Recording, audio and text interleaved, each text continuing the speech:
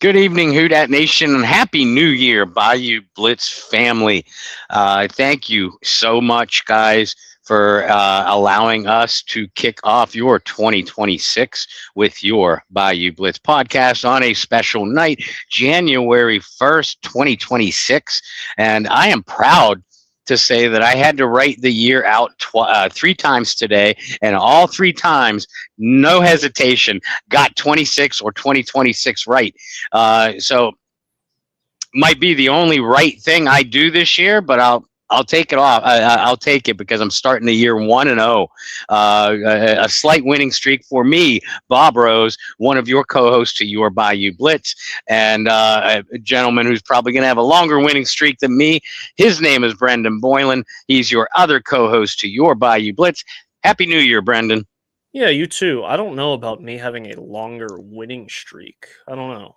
We'll see. We'll see. There's a lot riding on these first few weeks of 2026 for me, at least.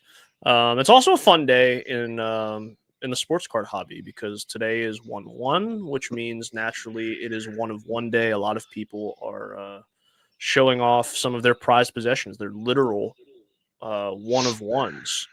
So it's been a lot of fun. I'll bring some out here in a little bit, just some Saints ones that I have, just to feel a part of the day. But the Saints have been on a little bit of a 1 of 1 type of win streak here, 4 in a row, looking to make it 5, something that they have not done in a handful of years. 2020.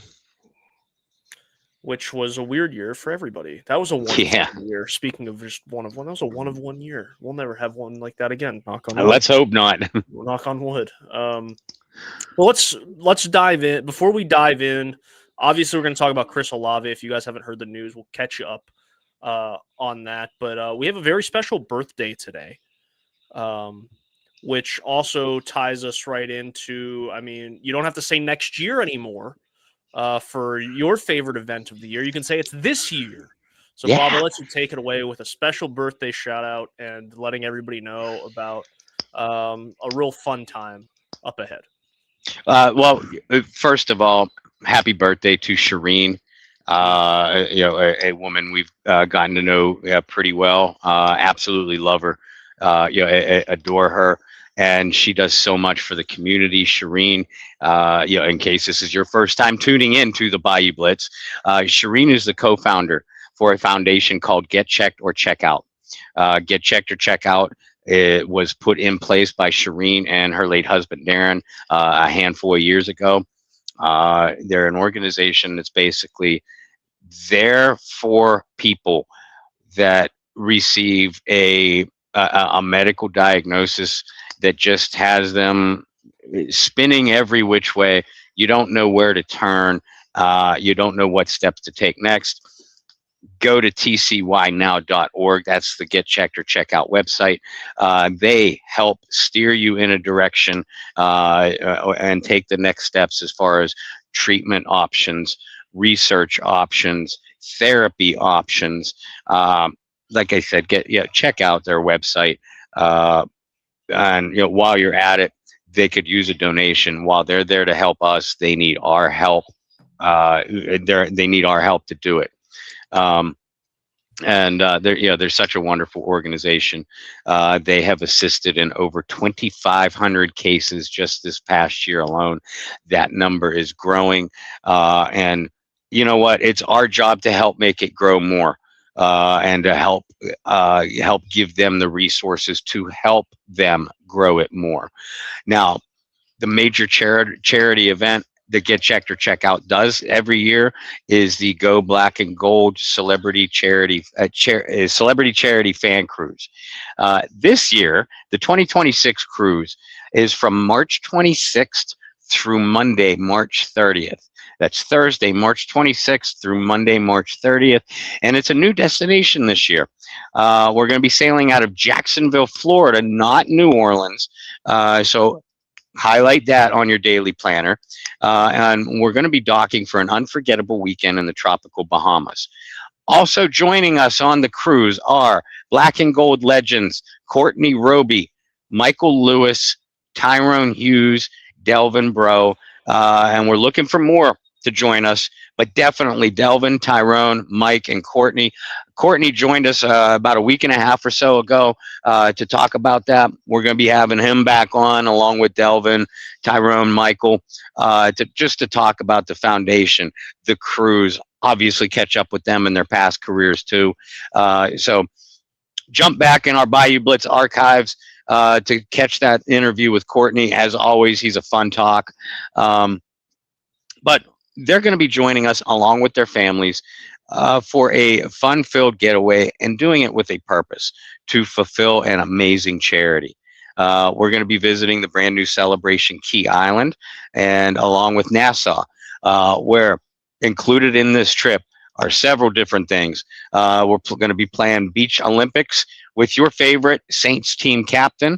All those Saints players are also going to be captain of a putt-putt team in a very intense but a blast of a putt-putt golf tournament. We're going to be having meals together, game nights, trivia together, Q&A and autograph sessions with the players, who, by the way, it's not going to be your only access to Delvin, Courtney, Mike, Ty. They and their families, we're intermixed the entire trip. That's one of the main things that sets this event apart from other professional sports related events, is that we're all hanging out together. We're eating meals together. We're hanging out on the deck, hanging out on the beach, playing games together. We're partying the days and nights away, and we're doing it with a cause. There's also going to be a cocktail contest on the beach, which frankly frightens me just a little bit, as well as a PJ and onesie night and a karaoke night. So these are a bunch of new things for this year's cruise. But I could tell you from personal experience, I had a blast last year. My family and I did. We're already booked for this year's trip. And to reserve your spot, call Summer now at 985-788-6584. Summer is with Seven Seas Travel, and she'll help steer you in the right direction, especially if you mention us and the Bayou Blitz. She'll know how to take care of you. Again, Summer's number is 985-788-6584, or you can contact the birthday girl, Shireen, at 504-305-7563 for any more details or questions. You could reach out to me for any more details or questions. I would be happy to help, because listen, this is an event. This is a cause that means a great deal to me. It is my goal, Brendan's goal, to make this thing grow exponentially. It's been going on already for over a dozen years, and we want to take over. We want to take over the ship. We want to take over the Bahamas. So make sure you do so now. If you're coming from New Orleans or from the Louisiana area, you can also contact me or Shireen. There is a shuttle also available where you can travel with a bunch of fans that are going to be coming from Louisiana to Jacksonville. I'm going to be flying in myself, but I can't wait to see all the faces and people that I saw last year, but I want to see more of you. Please, I want to see more of you. If you haven't done it yet, seriously, what are you waiting for? I want to hear that from you too. What are you waiting for? You get to enjoy a great weekend, a great vacation, a memorable vacation, while helping out an amazing charity in the process. So again, those dates are Thursday, March 26th through Monday, March 30th. Contact Summer to book. Contact Shireen or I for more details, but definitely make this a part of your 2026. Well said, Bob. I know that you guys are going to have a ton of fun on the cruise this year. My question is, can we get onesie night and karaoke night to be the same night? So we get Bob singing karaoke in a onesie. Shireen, that's my request this year. I would love to see some video of that. I think we would make that like the intro to the podcast week in and week out if we can get Bob singing karaoke in a onesie. I'm going to have to come up with a song idea, but I'm definitely going to be slipping some song ideas in there as well. Let's talk about the New Orleans Saints a little bit. We'll start with the bad news, if you will. Bad news, the good news. Chris Olave will not be playing this week they discovered a blood clot in his lung. So bad news out this week. Good news, it was caught pretty early, Mm-hmm. and he's going to be A-OK. And expect a full on recovery for him. He posted on his social media today as well, thanking the fans and team doctors and what have you. So again, not great news. Olave is going to miss this game. Good news that he's going to be happy and healthy going into the off season, which I think is far more important. And he had a really good year. And for a guy that you and I were both very critical of at points this season, Mm-hmm.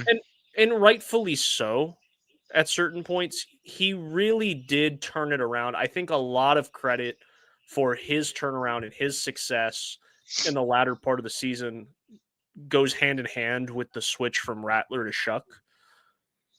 And Shuck's play style really optimized the skill set of Chris Olave. But Olave did look a lot more engaged.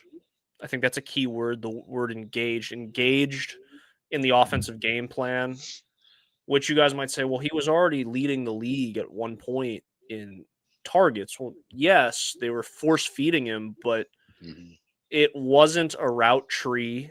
There weren't route combinations that, I don't want to say didn't interest him, but it did not maximize what Chris Olave does well. It was trying to stick a round peg in a square hole. We all know that saying and that comparison. That's what was going on at that time. And so to see the route tree open up, to see Chris Olave be more engaged, I think a lot of that is thanks to Shuck and thanks to Kellen Moore for making the change when they did. But I have to tip my cap to Olave. What was just the third Saints receiver ever? You can fact check me here, Bob. Third Saints receiver ever to post multiple 1,000-yard seasons, or was it 3 consecutive 1,000-yard seasons? He's had 3 out of 4 because the injuries derailed him last year. But I mean, he's in select company. Only Marcus Colston, Marcus Colston, Michael Thomas, Joe Horn have. I want to say Marcus Colston was not on that list. Well, I mean, it depends what angle you want to play it. But anyway. Yeah, I mean, I know Thomas, Colston, Horn, and maybe Eric Martin are the only ones with with 3 or more 1,000-yard receiving seasons, and now Olave adds his name to that list. But I think as far as 3 out of 4 years. That in itself is an impressive achievement, and I mean, to your point, give all the credit in the world for Chris Olave. Many of us included, and we've loved Chris from his early Ohio State days. We were among many that were doubting his ability to be a true number 1 wide receiver, and his numbers, his production. His production was that of a number 1 wide receiver. Now I still believe that the Saints should and will target more receiving options for Tyler Shuck for 2026. But I mean, you certainly in Chris Olave, you have a piece to build around, a young piece. That we should expect a contract extension for Chris in the offseason. And there's no rush on that because he's under contract already, going into the last year of his rookie deal. But certainly a young piece for the offense to build around, for your rookie quarterback to grow with. And many times you look throughout the league. And this team found their quarterback of the future. Now the next step is to supply him with weapons. And while the Saints have to do that with Tyler Shuck, you already have one major weapon, one legitimate target in Chris Olave. And it's a shame he's not going to be able to finish the season against the Falcons because he has been playing so well. But we are certainly more thankful, that this problem was found before it deteriorated into something far more serious. Absolutely. Absolutely. And for Chris, to your point, when the selection was made, we go back to that draft class, and we both had the first rounders right. You had majority of that draft right in your mocks, but we loved the fit for Chris Olave. Over the last year or so, it's been a little bit of a roller coaster for Chris. And what is he in the NFL? And he even opened up about contemplating retirement and a handful of things. He has now shown what he's capable of, has shown what his role should be in an offense, and that he has the capabilities of being a number one receiver. Yeah, he has. And I mean, you look at what has happened with this team. I mean, they traded Rashid Shaheed by midseason. They cut Brandon Cooks. Devon Vele, who was coming along pretty strong, he got hurt and was out for the year. So for the past few weeks, it's been Chris Olave and a bunch of practice squad guys. And Chris is still producing at an extremely high level. Again, that's the mark of a featured weapon. Now the problem is going into this finale against Atlanta. Again, no Vele, no Olave. Your starters are going to be Kevin Austin and probably Dante Pettis. We're still waiting on, or we're going to be keeping on an eye on the injury status of Mason Tipton, who's missed the last 2 games and missed practice both of the first 2 days this week. Whether Mason can be able to play, but I mean. Who's Shuck gonna target? He seems to have some kind of chemistry with Kevin Austin. Dante Pettis made a big catch last week, albeit one that ended up keystone copying and Abbott and Costelloing his way to a fumble in the end zone that led to a touchback, but still a hell of a play. By both Shuck and Pettis. So are these guys going to be able to step up for Tyler Shuck? And if they do, there's a stronger and stronger push for Tyler Shuck as Offensive Rookie of the Year, despite not starting a game until Week 9. And you touched on it the other day during our post-game show. That's just crazy. But I tell you what, Tyler Shuck wins this game and he plays well while doing it, while throwing to Kevin Austin, Dante Pettis, and who the hell knows who else. How are you going to deny him Rookie of the Year? Yeah, who else deserves it more would be my question. So to that point, at least on FanDuel, Tyler Shuck is now the betting odds favorite to win Offensive Rookie of the Year. He passed Tet McMillan, the receiver for the Panthers, who's going to be closing in close to 1,000 yards if he isn't there already. And a lot's going to be that game as well on Saturday. Does Ted McMillan have just this stellar game that helps lead the Panthers to their first NFC title in a decade, maybe? But as well as I do, awards typically go to quarterbacks. Mm-hmm. And if Shuck ends on a 5-game win streak and continues to play the way he has, it's going to be really hard not to. I have to give credit. I think it was your boss. I think it was John Sigler who threw it out there. But there was a point where Shuck's odds to win Rookie of the Year were like plus 2,000. Mm-hmm. So whoever got in at plus 2,000, congratulations. You may have only been betting like $1 at plus 2,000, but good for you. Because I got in at like plus 150, I think, is where I got in at it. So he still wasn't the favorite at that point. But it was one of those things you're like, I'll throw a couple bucks on it, see what happens. So I might turn my like $2 or I think it was like $5 maybe to like $11 or something like that, whatever the math ends up being. So, yay me. But somebody out there, if he wins Offensive Rookie of the Year, put money down at the beginning of the season when it was like plus 2,000. and is going to be a very happy person if he wins Offensive Rookie of the Year. You know, Juwan Johnson is going to be an interesting one in this game. I go back to the first time that Atlanta and New Orleans matched up. We spoke about how Juwan could be a matchup problem in that game. He really wasn't. The offense really wasn't good in that game against Atlanta. It's kind of weird to say this because there's a lot less weapons that the Saints have, to your whole point and what you were talking about. But the offense is playing a lot better. I think some of that is Shuck just being more comfortable. But this could be a big game for Juwan. And obviously, regardless of the records, Saints fans are going to travel well out to Atlanta. It's going to be a hell of an atmosphere.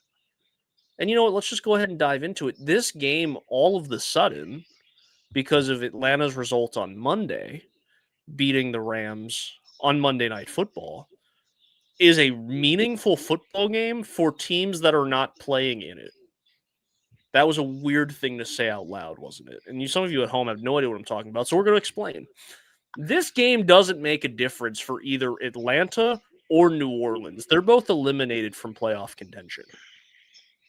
But because of tiebreakers, there's a really odd scenario where if Tampa Bay defeats Carolina, Tampa Bay playing at home this week, if they defeat Carolina on Saturday and Atlanta defeats New Orleans on Sunday, because of the tiebreakers, Carolina would win the NFC South. Now, the easiest way for any of this is if Carolina wins, they're in. If Tampa Bay wins and the Saints win, Tampa Bay's in. But if Tampa Bay wins and Atlanta wins, Carolina's in. So this game has more implications than we imagined that it would. Right? A couple of weeks ago, you and I are looking at this game going, okay, like draft position is really what it's going to be. And then pride. Right? You never want to be swept by your biggest rivals. So it's pride, draft position, all that stuff. Now, all of a sudden, you have Tampa Bay fans that are going to be in the Saints corner. You're going to have Carolina fans that are in the Falcons corner.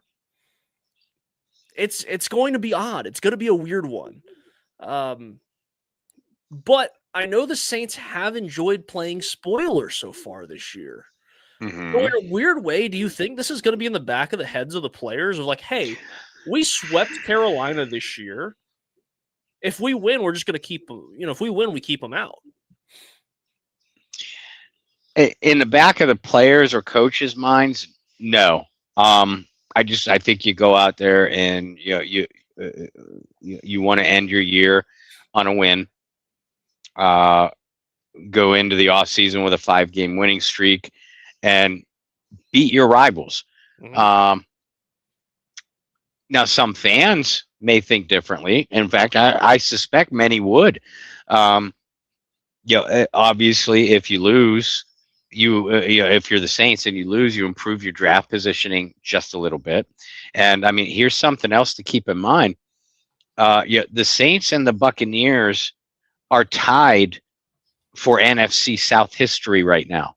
The Saints won the NFC South Championship 2017, 18, 19, 20, 4 straight years. In the last 4 years, 21, 22, 23, and last year, the Buccaneers have won it. So those 4 titles are the most, 4 consecutive titles are the most in NFC South history. So in other words, if the Saints do lose, if Tampa Bay wins and the Saints do lose, the Saints still hold at least a part of that NFC South history. Again, the players aren't thinking that going into this game. They might mention it, if that scenario does play out, they'll mention it and joke about it afterward. Not that they lost on purpose or anything like that, but they'll just they'll mention it as far as Buccaneer futility kind of thing. But no, I mean, I think on the field and in that locker room, in the meeting rooms, these guys just want to do whatever it takes to win this game. to hell with whoever wins the division. You want to go out on a high note because that's a controllable.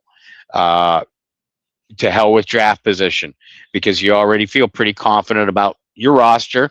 And I mean, you know what the team needs and everything like that are going to be anyway. Um, but again, you want to go out on a win, beating your rivals, and in going into the offseason with some established momentum. I agree. I think a lot of fans get caught up in kind of what I just said is, oh, is it in the back of the player's mind? Do they care about draft position like this, that, and the other? No, like they're competitors. They want to win. And that's all that matters to them. Who cares about the other results or how it affects anything else? It'd be a lot. I think it'd be a lot of positives to end the year on a 5-game winning streak. Mm-hmm. Rightfully so. John Butler says, Happy New Year. Happy New Year, John. Where the hell have you New Year, been? John. We haven't seen you in here. We haven't seen you in here in like a whole year. Haha, dad jokes. 2026 strength of schedule at play as well. Yeah, I mean, Yeah. that is a factor in all of this as well. But ultimately,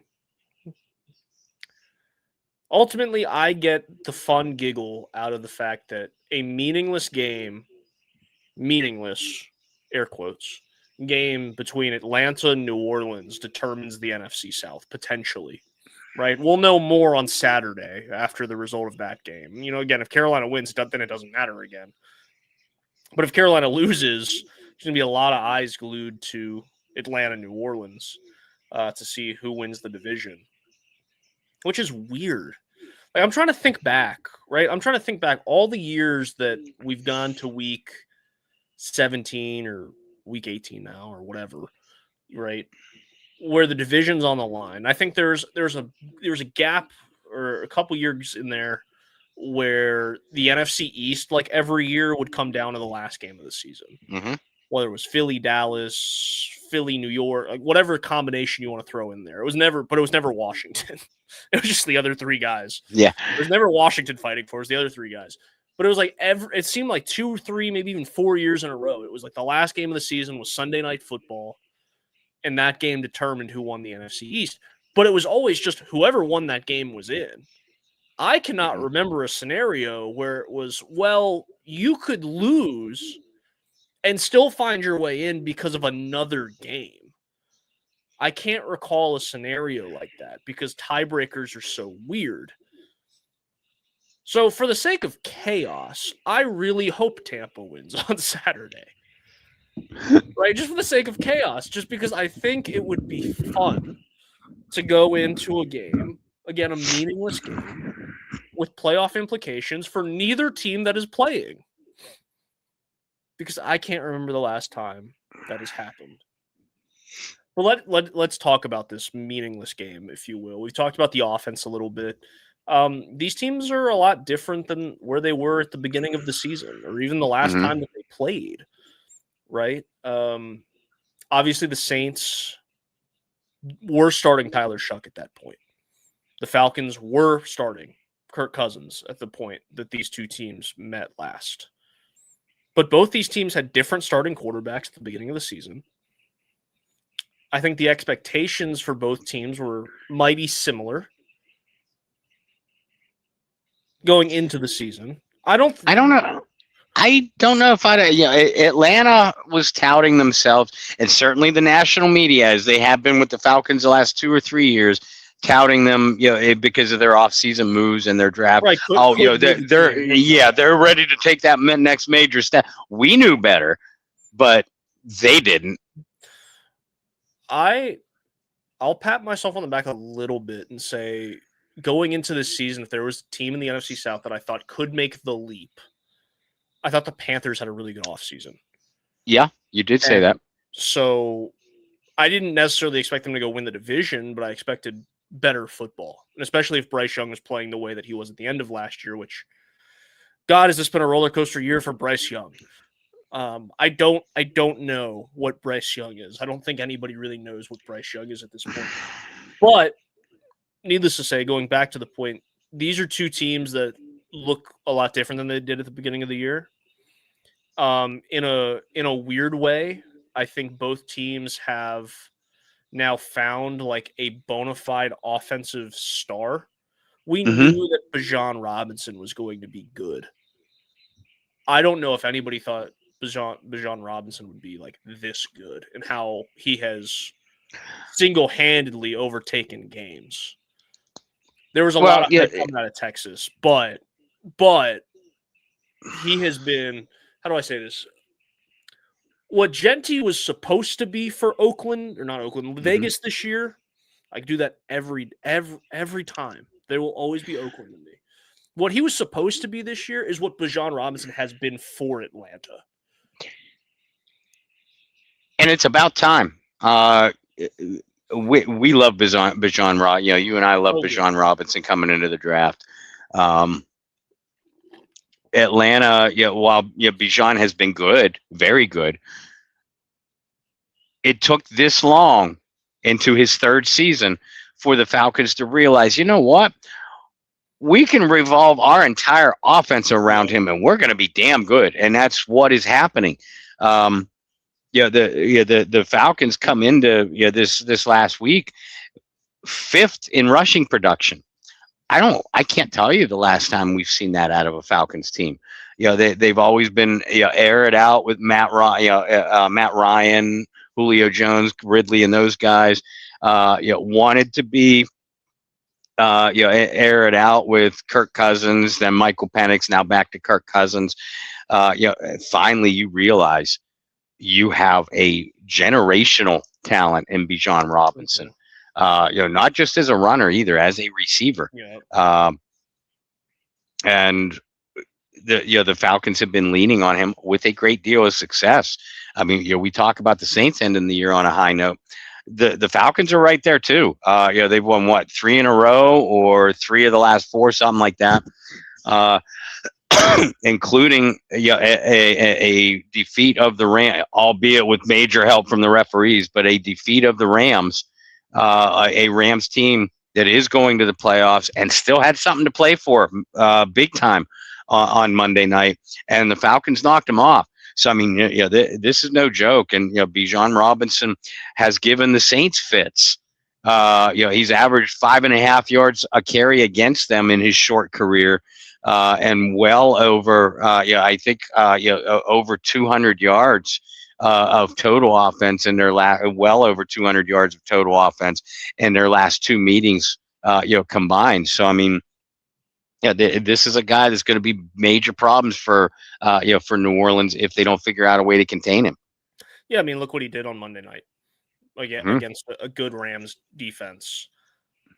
It was weird that early on, it wasn't like a true split backfield, but like Tyler Algier got a lot of looks. He did early in not just the season, but obviously in Bijan's career as well.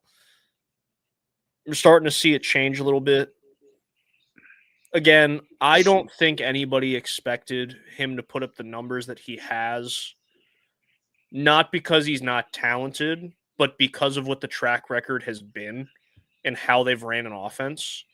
So, yeah, a light bulb went off. Something finally clicked. I did not appreciate, and I'm sure there's other people that didn't appreciate, the fact that he was so close to 200 yards on Monday, and then Algier got like 3 or 4 carries in a row, and you're like, what are you doing? Like, just let him get to 200. That doesn't happen a whole lot. Like, just let him get there. I don't know the last time somebody ran for 200 yards. I'm sure Henry or Saquon has. But my mind immediately goes to Adrian Peterson and how dominant he was some of those years, or CJ2K in that one year. Shout out East Carolina football. But, yeah. But the point I was making was you've kind of found your bona fide star if you're Atlanta, a guy you can build around. And same but different, New Orleans has also found the guy that they can build around in Tyler Shuck. That's going to be a lot of fun to see how these offenses attack each other. Now, we all know the recipe for Kirk Cousins. We talked about it not that long ago. Is if you put pressure in his face, there's going to be a point where Kirk Cousins tries to force something. And that's just been the recipe on how to defeat Kirk Cousins throughout his NFL career. Which you and I have differing opinions on Kirk Cousins' NFL career. But he's had a good career, especially for a guy that was not even supposed to be the starting quarterback of the team that drafted him. He had a good career. I'm not saying it's a great career, but He's had a long career. A good long starting. He's had a long career. See, differing, but I'm really surprised he's still playing at this point. I know he had requested a trade at one point from Atlanta. It ended up working in his favor that he didn't get traded because now he's starting again. But this is an offense that's going to revolve around Bijan and Tyler Algier, especially in this game. But the one thing about this Saints team that is different from the first time they met, there was no pass rush from the Saints team the first time these two teams met. Remember, and still to this day, it's like, where Milk Carton, where is Carl Granderson? Like, what happened to that super hot start to the season? Yeah. But Chase Young's really come along.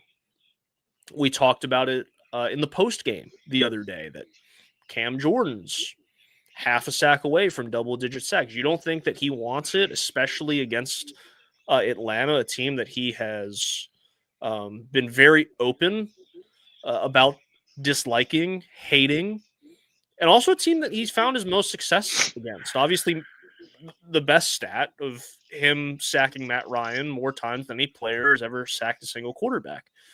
Now, the Matt Ryan years are long behind us now, but they say when bulls see red, right? I think it's the same for Cameron Jordan. When he sees that red and black, he's just he goes into a different zone. I think that's a way the Saints defense can attack. I'm also going to be really curious because while it's not an ultra different secondary, in a way, with how confident these guys have played throughout the win streak, there is kind of a different secondary. They're playing with a little bit more confidence. They're still making some dumb rookie mistakes. If you're Riley, some dumb second-year mistakes if you're Kool-Aid McKinstry. But this team does have a lot more confidence and swagger to them than they did the first go-round. And I do think that's going to play into the Saints' hands, and I do think it's going to do them a lot of good in this game. Yeah, I agree. And yeah, especially, and yeah, I've written this. I mentioned it in our post game. I thought last week's outing by the New Orleans secondary as a group, it was their worst outing in quite some time, probably since the Rams game, when they were just riddled. In particular, I thought Quincy had his worst game I've seen him play yet. Sanker struggled with range, with anticipation and tackling. Reed struggled with tackling. Alante blew a couple plays, dropped a couple easy interceptions. You're going to need as you just said, Kirk Cousins is going to give you chances to make plays. You have to convert them. We know one thing I will acknowledge about Kirk is that he is a good play action quarterback. So even if you contain Bijan Robinson, the threat of the running game is still there. Therefore, the threat of the play action is still there. How are those safeties? How are those corners going to react to the Kirk's manipulation of that play action attack? That's probably the underrated underlying key to this game, and you have to get to him. Cam, Chase Young, you guys have to get to him. Isaiah Stallbird had one or two really nice blitzes against the Falcons. One sack or near sack was nullified by a BS penalty. But I look for Isaiah Stallbird to be a potential factor. Blitzing right. We talk about pressuring Cousins' face. Stallbird, Demario Davis, they're the guys to bring it because Brian Bresee is not going to play. Nathan Shepard may not play. So you got to manufacture pressure, that inside pressure somehow. And, it's going to come with Davis, going to come with Stallbird. Cousins may not give you a lot of opportunities for turnovers, but like you said, Brendan, he'll give you some, and you have to take advantage of those when he gives them to you.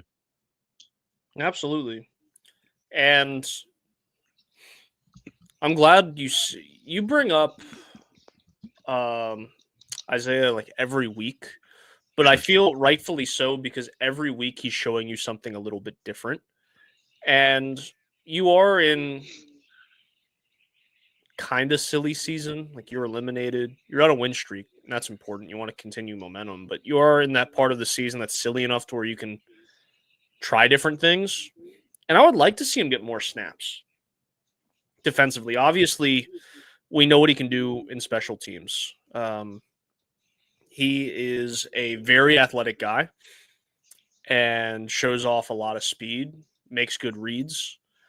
We've seen that in snaps that he has got on the defensive side this year.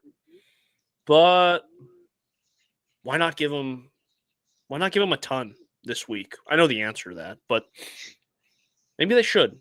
Maybe they should just see what they got there. When it comes to Kirk not giving you a lot of opportunities, you're probably right because they're going to run the ball so much. On paper, they should run the ball. Right. But it may not always be opportunities for the secondary. Mm-hmm. Right? He is a guy that will hold the ball a little bit. You saw how quick Chase Young was off the line last week. Let Chase Young go and make him pay for holding on to the ball for half a second too long. Mm-hmm. And even though he doesn't throw a ton of interceptions, he throws interceptions in bunches. He will put the ball on the ground. And Chase more often than not will be rushing from Kirk's blind side. That's a great opportunity right there. I agree. And also, you look at who's going to be on the other side from a lot of passing downs, that type of thing. But Kirk's also a guy that doesn't step up in the pocket as well as he used to. I think some of it's the Achilles. And coming off of an injury like that, there's a lot more mental to that than I think there's given credit for. Right? That is a gruesome injury for anybody at any stage of their career. And some people recover from it really well. But it is the trusting your feet thing. And trusting that you can plant or push off or climb a pocket or whatever the case may be. And it not giving out on you again. And while Kirk has had a little bit of time to grow some confidence back, it's always in the back of his mind. And I've seen it a lot on film this year where you can see he does not trust his body 100%. And that's not even his fault, right? Because of his age, because of that injury. But because of things like that, I do think there's going to be golden opportunities. And you mentioned that Bressee's not playing, Shepard might not play, but I do think it's going to be ultra important for the pocket to collapse. If you can collapse the pocket because of that lack of confidence in his body and the fact he's never been a very mobile quarterback anyway, you're going to have a lot of opportunities. And that's what I'm looking for. John says the last time the Falcons ran the ball this well, a large part of it was Vic. I will counter you. I don't think Michael Turner gets brought up enough for his few years in Atlanta. You're right. Being really good. Wasn't Turner and Vic together on those teams? No? Okay. Vic, let's see if I got my timeline right. Vic was Work arrested done. in 06. Work done. And I think Turner came over in 07. Okay. Because he was not splitting, but he was in the backfield with LT in San Diego. Yeah. And he came over to Atlanta after that, I think. I'm pretty confident that is the case. He came over right after Michael Vick. And he might have had a year with Matt Ryan. Like 1 or 2 years, because then it ended up being Freeman and Coleman. Yeah, which they were tremendous backs. They were good too. Atlanta was, I'm not going to say pass happy, pass reliant. Oh, I can't blame them. And I don't want to talk about Atlanta too much, but you had Julio and Roddy. 2 really good receivers. F. Roddy White always, but yeah. Yes, but it was a good receiver. And then you had Tony Gonzalez during that period as well. Like, you had a lot of guys. Roddy's never going to get in the Hall, but you could make the argument for Julio. I think Julio has a very strong case.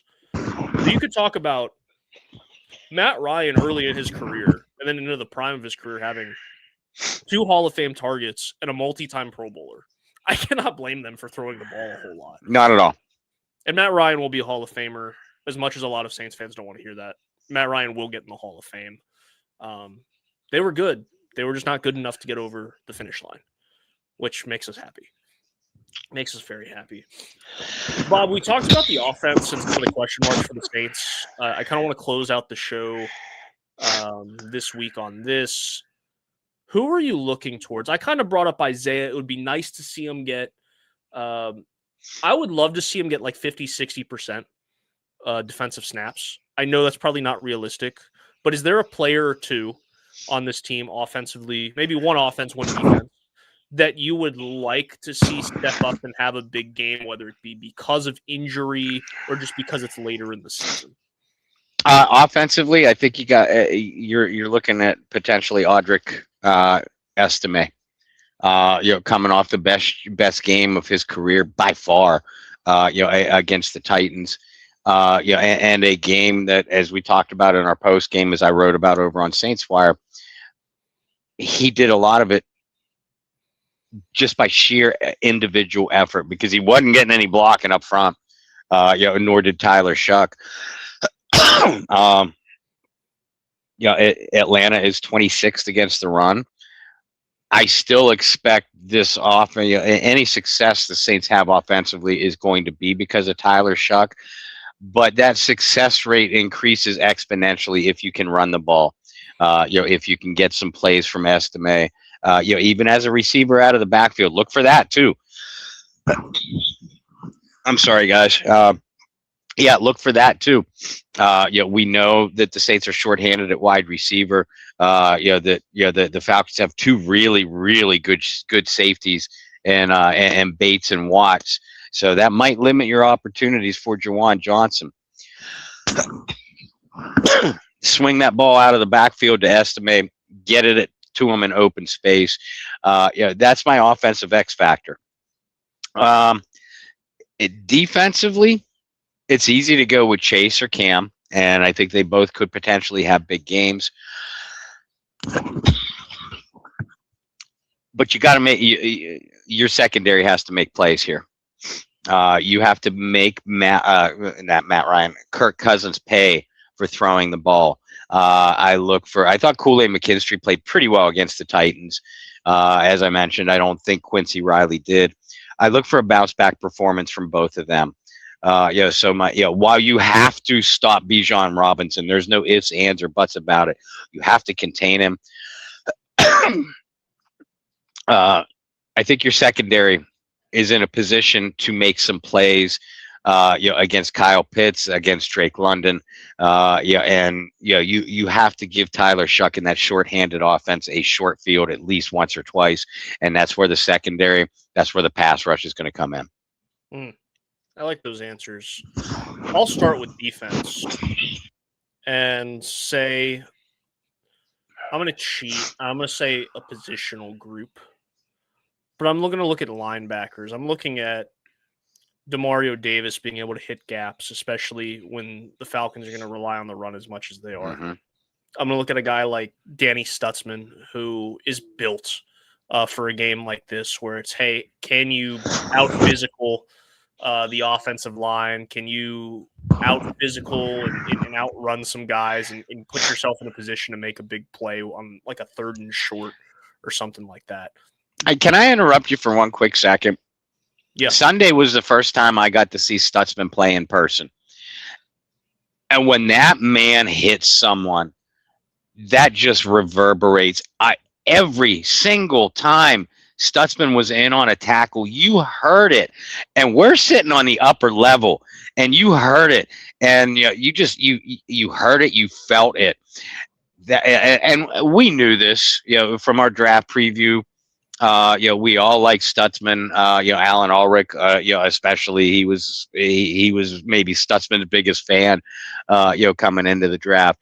And I liked him too. But I will tell you, watching that man in person, he is impressed. He is an impressive physical specimen, and when he hits you, it echoes through the stadium. He is impressive. He's an old school linebacker, and that's the one thing we liked when we did the draft coverage was he brought something a little different than anybody else in that positional group for the Saints. Just being a old school downhill, I'm going to hit you real hard. In a game like this, I think he could make a difference. So I'm going to look at that position. Offensively, I already talked Juwan a little bit, but I'm going to cheat again. I'm going to go with just a group. There's going to be a lot of question marks at wide receiver going into the offseason because you really have Chris Olave. I guess you can throw Vele in there. Yeah. And then after that, it's like, I don't know. Who's it going to be? You have a real opportunity to step up. Obviously, Pettis had a little bit of a chance last year, showed a couple things. Mason Tipton, outside of being just kind of the speedster and a guy who may make the team off of the special teams, he has an opportunity. And then Austin Jr., who, like you said, looked like Shuck had some sort of connection with. You have an opportunity here, guys. You have an opportunity to show one last time this year why you should make the team next year or why they should bring you back for another look or sign futures deals and all those fun things. Good opportunity for the receiving corps. Somebody's got to step up and somebody's got to make plays. So that's who I'm looking towards in this game. Bob, before we close it out, I want to first say I'm pretty confident we'll do something on Sunday. It's back to the world tour for Brendan, so I'll be somewhere in Florida on Sunday. We'll see where in the world I will be. But this has been a real up and down year to cover the team. It's been a real up and down year because of the play on the field. It's been a little bit of an up and down year for some things that a lot of you regular viewers don't know a whole lot about behind the scenes with Bob, with myself, with former employers, current employers at some point during this year. There's been a lot that has happened this year. And so I just wanted to express my gratitude, Bob, not just to you, because we've done this now for 193 episodes. That does not include post-game shows. That does not include draft-a-thons. So we've definitely, if you counted those as episodes, we're well past 200. I want to thank you guys for adjusting to us being, while we've always been here, and you could find us at here, whether it be YouTube or Twitter or whatever, we've had some adjustments, and we appreciate you guys bearing with us. I think we've had more adjustments to when we're going on the air this year than ever, and we appreciate you guys for that because there has been a lot behind the scenes throughout 25 and now one day into 2026. So we really appreciate you guys. Bob, I certainly appreciate you for being a great co-host and a friend and dealing with some of my insanity. But it's been a little bit of a whirlwind of a year, and I'm very thankful for all of you guys. And I'm thankful that regardless of the result on Sunday, it has been a lot more fun to cover this team as of late. It has. And there's been a little bit more stability over the last few weeks, even for us, outside of the holiday season, because that's crazy for everybody. So I'm extremely thankful and really looking forward to the offseason because I think the Saints could show us a lot of fun things. Yeah, I agree. This team has been a fun team to cover over the second half of the season, and I feel like a lot of us are going into the off season, with renewed excitement, certainly renewed hope. And Yeah, it was a rough start for the team on the field, for us covering them, and it's just it is nice to cover a team that's fun to watch, a team that looks like that they have at least the earmarkings of a bright future. Um, and on a personal note, I want to thank you, Brandon, for putting up with me, for being my broadcast partner. I want to thank John Sigler over at USA Today, over at Saints Wire, for being a terrific boss, just letting me be me. Want to thank John Hendricks, who was my boss at Athlon early in the year. Yeah. FU Arena Group for messing that up. We had a great thing going, and you guys fucked it up. But I mean, both Johns, Hendricks and Sigler, they're great to work with. They're great to work for. They are very much the opposite, the anti Kyle T. Mosley's. Speaking of fuck yous, uh, the Johns, they don't lie to me. Kyle does. They don't steal money from me. Kyle did. They're not a hypocrite and a miserable human being. Kyle is. Happy New Year. It only took And one day. I got so much more to come. 2026 is I am opening up, folks. So stay tuned. But you know what? Yes, and I'll echo what you said, Brendan. Folks, I'm grateful for you. I'm grateful for the relationships that we have forged with you. Mm. Obviously, a lot of them have been online. I have been so blessed to meet a handful of you in person. I'm hoping to to meet a lot more of you. Obviously, the easiest way to do that is sign up for the Get Checked or Check Out Foundation's cruise from March 26th through March 30th. Check out tcynow.org. That's the Get Checked or Check Out website. Please donate. I hope you don't need them personally, but if you do, they will help guide you. That's what they're there for. But please donate, help them out, help us out. And the best way to do that is to treat yourself to a vacation. Grateful to get to know Shireen a lot better over the last year plus.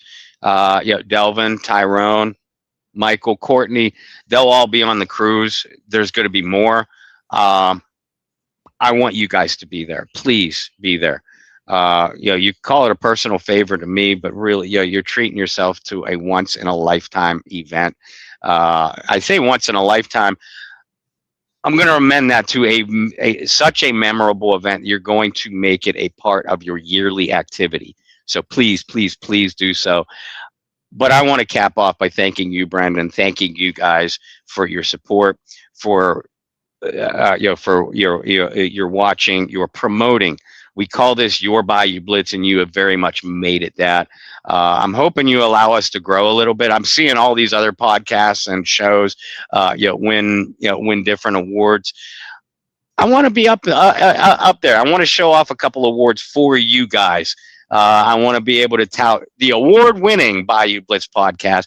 But until then, it is now and will always be your Bayou Blitz, and we thank you for that. It'd be cool to say award-winning podcast, award-winning filmmaker, award-winning whatever. All right, last little sentimental thing for me is, and I guess I do this every year when the season wraps up. And again, I know we still have Sunday, and we'll have a show for you guys on Sunday, but next year is going to mark 10 years covering this team, which is crazy. I have changed a lot in the last 10 years. I have had many different jobs over the last 10 years. Bob and I have written for a lot of different outlets over the last 10 years. Some of that are doing, some of it not. But the one thing that's been consistent is, well, working with Bob Rose, but also the amount of you that have followed us around and given continued support throughout. And I think I've shared this once before, but I don't know if I'll ever write again. Right? I'm open to it. It's just the right opportunity hasn't come along here late. But the fact that even though I haven't written since really like draft time. About the draft is right April or no, sorry, About right. August, Yeah. August, September. That's when Athlon got cut. So I didn't really write throughout the season, but you guys still follow. You still, tweet at me. You still want my opinions on things. And that's pretty cool. And I'm really thankful for you guys. Before we sign off, I do have some one of ones to show off on one of one day because it's fun. So I'll start with a friend of ours. You just said his name. He's going to be on that cruise. He's a great guy. I haven't had a chance to meet him in person yet, which is insane. But I've worked with him for almost 10 years now, and that's Delvin Bro. So how about a Delvin Bro one of one autograph card, if I can get some of that glare going. That's a cool one, just because, there's not a lot of it's a one of one. There's only one of them, but there's not a lot of years that you would have had the chance to get a Delvin Bro one of one. And then second, the greatest saint of all time, Drew Brees. This is a part. It's called a printing plate for you non-card people. This is what is used and pressed with ink to actually manufacture the card. So there's only a handful of these that are used to actually make the cards. And Drew signed that one. So those are the one of ones that I wanted to show off on one of one day, or one day. Bob, you're one of one. You guys at home, you guys are one of one. Bob is really one of one. If you guys haven't had a chance to meet Bob, you have a chance on the cruise. Bob is one of one for many different reasons, and you never know which Bob you're going to get, which also makes it one of one. So thankful for you guys. So thankful for you, Bob. We will be back on Sunday. Until then, make sure you follow Bob over on Twitter. You'll drop it right there at Bobby R. Bobby R2613. You can read all of his written work over at Saints Wire. That's a USA Today publication. If you guys get confused or forget, you can always go to USA Today's website, go to NFL, go to Saints, and you can find his work, John Sigler, and all the other wonderful people that Bob works with. For myself, you can follow me virtually everywhere here at BT Boylan. If there's some editors or publications you think I should work with, drop something. I'd be open to hearing whatever. And then most importantly, Shireen, happy birthday. We are so thankful for the partnership that we have. Make sure you go and check out the website at tcynow.org.